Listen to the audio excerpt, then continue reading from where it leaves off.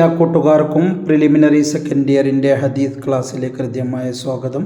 ഹദീസ് ക്ലാസ്സിൽ ബാബു സിഫത്തി സ്വലാ നിസ്കാരത്തിൻ്റെ രൂപത്തെക്കുറിച്ച് പറയുന്ന ബാബാണ്.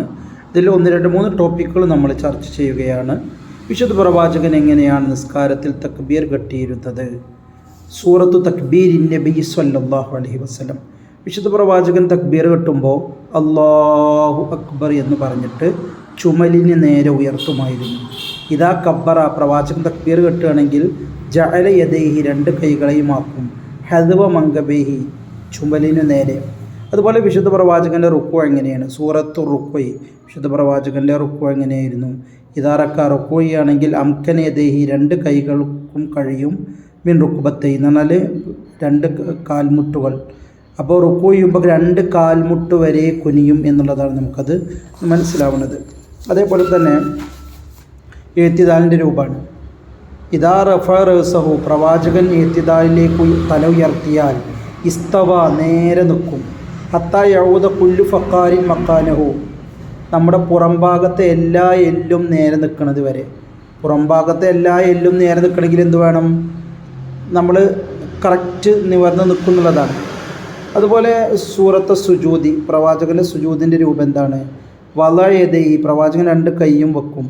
ഗൈറ മുഫ്തരിഷിൻ, വല്ലാതെ പരത്താതെ, വല കാബിദ്, ഇങ്ങനെ കൂട്ടിപ്പിടിക്കാതെയും ഒരു മിതമായ രീതിയിലാണ് 2 കൈകളും വെക്കുക. പിന്നെ ഇസ്തഖ്ബല, കിബിലക്ക് മുന്നടിക്കും.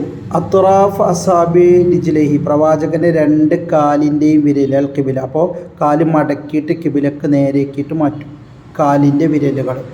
അപ്പം അങ്ങനെയാണ് പ്രവാചകൻ്റെ സുജൂദ് ഉണ്ടായിരുന്നത്. ഇനി അബ്ബാസ് റളിയല്ലാഹു പറഞ്ഞു, എന്നോട് പറഞ്ഞിട്ടുണ്ട് പ്രവാചകൻ 7 എല്ലുകൾ സുജൂദിൽ വെക്കണം, അല്ലെങ്കിൽ 7 അവയവങ്ങൾ വെക്കണം സുജൂദിൽ. ഉമിർത്തു, എന്നോട് പറഞ്ഞു, അസ്ജുദ, ഞാൻ സുജൂദ് ചെയ്യാൻ, അലാ സബ്അത്തി അഅ്ദുമിൻ, 7 എല്ലുകൾ. ഏതൊക്കെയാണത്? 1 അലൽ ജബ്ഹ, നെറ്റിമള്ള എല്ല്. അതുപോലെ അൻഫ്, മൂക്ക്. പിന്നെ 2 കൈകൾ. 2 കൈകൾ എന്നുള്ളത് 2 അവയവമായി സൂക്ഷിച്ച് നോക്കണം. അതുപോലെ റുക്ബത്തൈനി, 2 കാൽമുട്ടുകൾ. അതുപോലെ അത്തുറാഫുൽ ഖദമൈനി, കാലിൻ്റെ വിരലിൻ്റെ അറ്റം. ഇനി നമ്മൾ പഠിക്കുന്നത് നിസ്കാരത്തിൻ്റെ ശേഷം ആയത്തുൽ കുർസി ഓതൽ വളരെ പ്രധാനപ്പെട്ട ഒരു കാര്യമാണ്. അങ്ങനെ ആയത്തുൽ കുർസി ഓതി എന്താണ് ശ്രേഷ്ഠത? ഫദ്ലു ആയത്തുൽ കുർസി ബഅദ സ്വലാ, നിസ്കരിച്ചിട്ടൊരു ആയത്തുൽ കുർസി ഓതിയാലുള്ള ഗുണം എന്താണ്? സ്വർഗ്ഗം ഉറപ്പാണ്. അതാണ് മൻ ഖറഅ, ആരെങ്കിലും ഓതിയാൽ ആയത്തുൽ കുർസി എങ്ങാനും ആരെങ്കിലും ഓതിയാൽ ദുബറ കുല്ലി സ്വലാത്തിൻ, എല്ലാ നിസ്കാരത്തിന് ശേഷവും, ലം യംനഉഹു, തടയുകയില്ല, മിൻ ദുഖൂലിൽ ജന്നത്തി, സ്വർഗ്ഗപ്രവേശനം തടയൂല അവനിൽ നിന്ന്, ഇല്ലൽ മൗത്ത്, മരണമല്ലാതെ.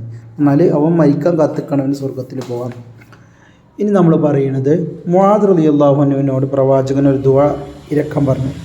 അദ്ദുആഉല്ലദി ഔസാ റസൂലുള്ളാഹി സ്വല്ലല്ലാഹു അലൈഹി വസല്ലം മുആദ് റളിയല്ലാഹു അൻഹുവിനോട് നബി സല്ലല്ലാഹു അലൈഹി വസല്ലം തങ്ങൾ പറഞ്ഞ ദുആ ഏതാണ്? അല്ലാഹുമ്മ അഇന്നി അലാ ദിക്രിക വശുക്രിക വഹുസ്നി ഇബാദതിക.